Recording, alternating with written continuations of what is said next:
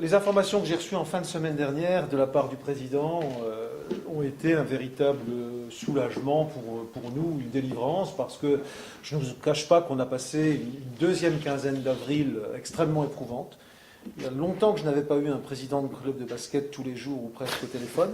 plusieurs fois par jour, quelquefois, SMS compris. On ne pouvait pas se résoudre, après avoir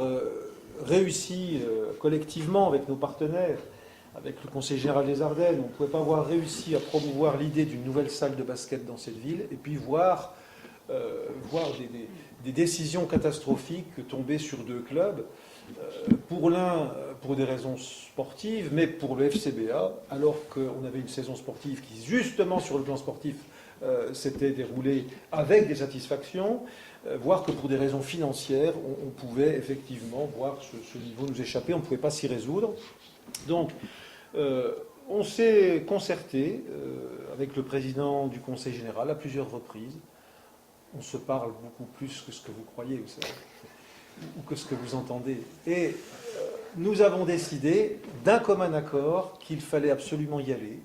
pas forcément de la même façon, mais d'une manière complémentaire, pour faire en sorte que le FCBA puisse repartir une nouvelle saison au plus haut niveau. C'est important parce que ça va avec le développement du basket tel qu'on le voit et avec la nouvelle salle. Il ne s'agissait pas de faiblir à un moment et puis d'arriver dans 2 ans avec une salle toute neuve, un équipement merveilleux, mais des clubs qui tous les deux seraient en difficulté. Je voudrais tordre le cou une bonne fois pour toutes à ces rumeurs que la salle de basket pourrait être remise en question parce que un club descend, parce que je ne sais pas. Écoutez, ça n'a pas de sens. Si on attendait toujours dans un sport que ce soit le football à Sedan ou le basket à Charleville-Mézières, que le ou les clubs soient au plus haut niveau pendant 10 ans pour se demander pendant 10 ans si on fait le terrain, le stade, la salle,